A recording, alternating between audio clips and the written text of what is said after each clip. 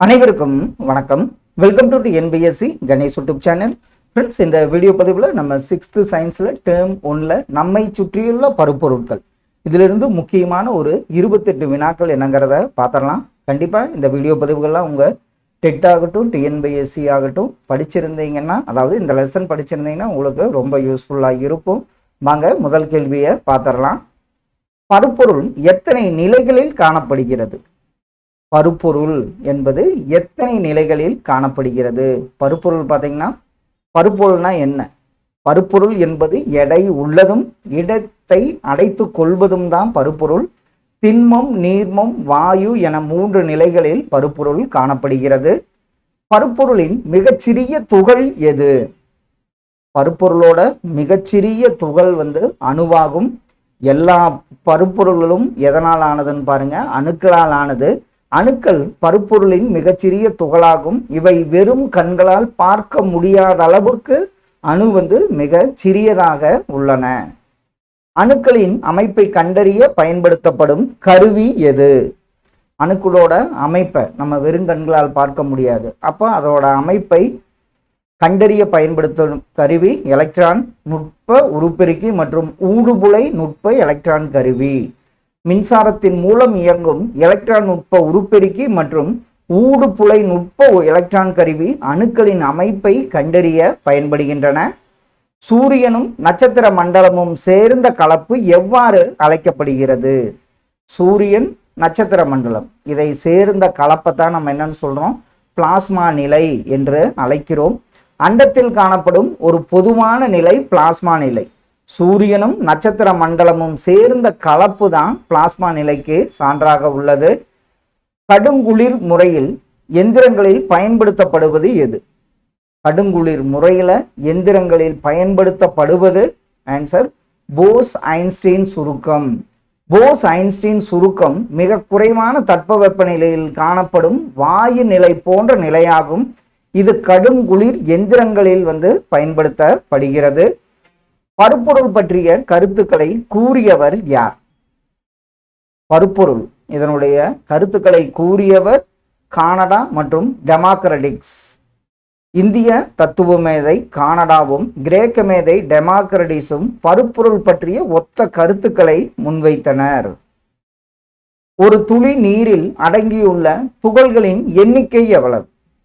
ஒரு துளி நீரில் அடங்கிய துகள்களின் எண்ணிக்கை 10^21. அதாவது ஒரு சிறு துளி நீரில் சுமார் 10^21 10^21 நீர் மூலக்கூறுகள் அடங்கியுள்ளன.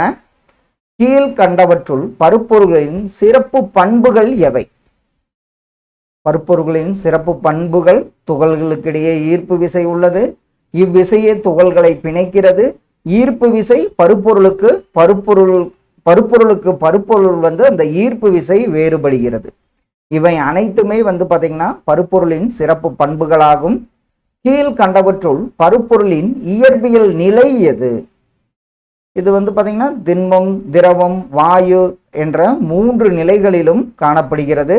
பருப்பொருட்களின் பண்புகள் மற்றும் துகள்களின் அமைப்பை பொறுத்து பருப்பொருள்கள் பார்த்தீங்கன்னா திண்மம், திரவம், வாயு என 3 இயல்பியல் நிலைகளாக பிரிக்கப்படுகின்றன. எளிதில் பாயும் தன்மையுள்ள பொருட்கள் எவை?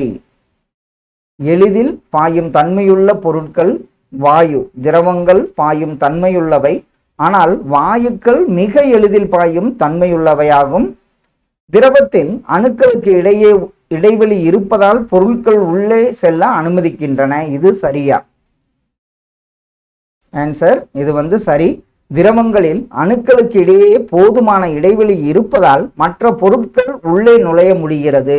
இவை புவியீர்ப்பு விசையினால் அதிகம் ஈர்க்கப்படுகின்றன. இதற்கு சரியான கூற்றாகும்.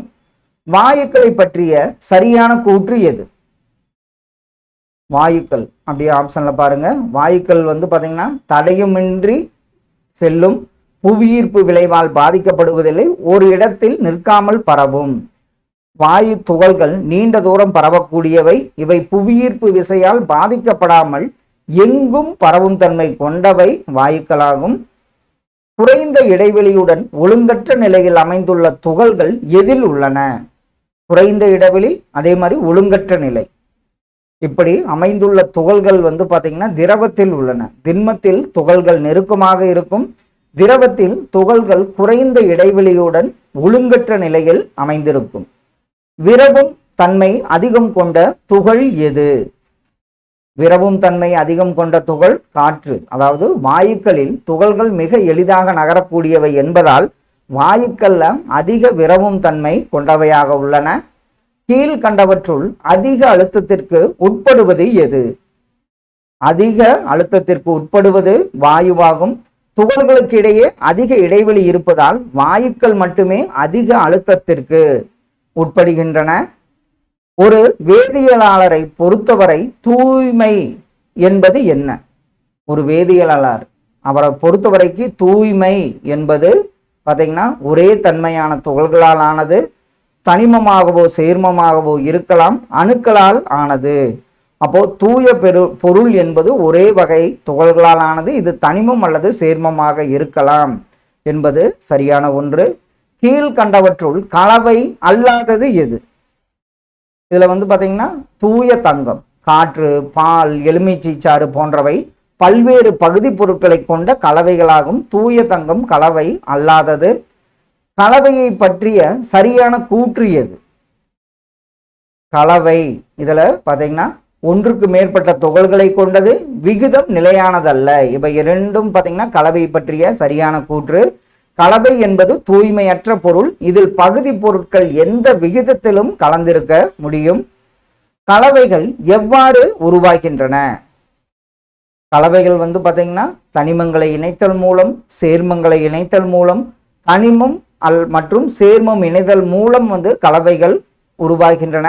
இயற்பியல் முறைப்படி தனிமங்களோ அல்லது சேர்மங்களோ இணைவதன் மூலம் வந்து கலவைகள் உருவாகின்றன. கலவைகளை பிரிப்பதன் அவசியம் யாது? இதெல்லாமே சரிதான். மாசுக்களை நீக்குதல், பயனுள்ள பொருளை பெறுதல், தூய நிலையில் பெறுதல், இதெல்லாம் வந்து கலவையை பிரிப்பதன் அவசியம். தேவையற்ற மாசுக்களை நீக்கவும், பெட்ரோல் போன்ற பயனுள்ள பொருட்களை தனித்தெடுக்கவும் பிரித்தெடுத்தல் வந்து அவசியமாக உள்ளது. பிரித்தெடுக்கும் முறை எதனை பொறுத்து தேர்வு செய்யப்படுகிறது? பிரித்தெடுக்கும் முறை பார்த்தீங்கன்னா அளவு, வடிவம், இயற்பியல் தன்மை இதனை பொறுத்து தான் தேர்வு செய்யப்படுகிறது. பொருளின் அளவு, வடிவம் மற்றும் அது திண்மமா திரவமா போன்ற தன்மைகளை பொறுத்தே பிரித்தெடுக்கும் முறை, அதாவது பிரிக்கும் முறை அமையும். வெவ்வேறு அளவுடைய திடப்பொருட்களை பிரிக்கும் முறை என்ன? அதற்கு தான் சலித்தல். இதுல வெவ்வேறு அளவுள்ள துகள்களை பிரிக்க சலித்தல் முறை பயன்படுகிறது. உதாரணம் பார்த்தீங்கன்னா மணலில் இருந்து சரளை கல்லை நீக்குதல், அதற்கு சலித்தல் தேவைப்படுகிறது. ஈர உடைகளிலிருந்து நீரை வெளியேற்ற பயன்படும் தத்துவம் என்ன? ஈர உடைகளிலிருந்து நீரை வெளியேற்ற பயன்படும் தத்துவம் மைய விலக்கல். துணி துவைக்கும் இயந்திரத்தில் மைய விலக்கல் தத்துவத்தின் மூலம் உடைகளிலிருந்து நீர் வந்து வெளியேற்றப்படுகிறது. கரையாத திடப்பொருட்களை திரவத்திலிருந்து பிரிக்கும் முறையின் பெயர் என்ன? அதற்கு கடைதல். அதில் தயிரிலிருந்து வெண்ணெய் எடுப்பது போன்ற மிகச்சிறிய கரையாத தோள்களை பிரிக்க கடைதல் முறை பயன்படுத்தப்படுகிறது. அப்போ கரையாத திடப்பொருளை திரவத்திலிருந்து பிரிக்கும் முறை கடைதலாகும். எடை அதிகமான பொருள் நீரில் மூழ்கும் போது லேசானவற்றை பிரிக்கும் முறை என்ன முறை? எடை அதிகமான பொருள் நீரில் மூழ்கும் போது அதற்கு வண்டலாக்குதல் அல்லது தெளிய வைத்து இருத்தல், இந்த முறைகள் பயன்படுகின்றன. அரிசியிலிருந்து உள்ள மாசுக்களை நீக்க முதலில் வண்டலாக்குதல், அடியில் தங்க வைத்தல். அதாவது வண்டலாக்குதல்னா அடியில் தங்க வைத்தல், பின் தெளிய வைத்து இருத்தல் மூலம் செய்யப்படுகிறது. மணலும் உப்பும் கலந்த கலவையை பிரிக்க பயன்படும் முறைகள் என்ன? அதற்கு படிய வைத்தல், வடிகட்டுதல், ஆவியாக்குதல் முறையில் மணலும் உப்பும் கலந்த கலவை பிரிக்கப்படுகிறது. இக்கலவையை முதலில் நீரில் கரைத்து வடிகட்டி பின் ஆவியாக்குதல் மூலம் உப்பை நாம் பெற முடியும். நீரில் உள்ள மாசுக்கள் நீக்கப்பட்டு குடிநீராக மாற்றப்படும் முறையின் பெயர் என்ன? அதுதான் நம்ம ஆர்ஓ வாட்டர். எதிர் சவ்வூடு பரவல், ரிவர்ஸ் ஆஸ்மாசிஸ் எனப்படும் எதிர் சவ்வூடு பரவல் முறையில் குடிநீர் வந்து சுத்திகரிக்கப்படுகிறது. தானியங்களில் கலந்துள்ள லேசான துகள்களை நீக்கும் முறையின் பெயர் என்ன? அதற்கு தூற்றுதல். காற்றின் உதவியால் கனமான தானியங்களிலிருந்து லேசான உமி போன்றவற்றை நீக்கும் முறை தூற்றுதலாகும். ஃப்ரெண்ட்ஸ், இந்த வீடியோ பதிவில் நம்ம 6ஆம் வகுப்பு அறிவியல் டேம் 1ல நம்மை சுற்றிய பருப்பொருட்கள் இருந்து ஒரு 28 வினாக்கள் பார்த்தோம். கண்டிப்பாக இதெல்லாம் வந்து உங்கள் ரிவிஷனுக்கு ரொம்ப யூஸ்ஃபுல்லாக இருக்குன்னு நம்புகிறோம். Thank you for your support.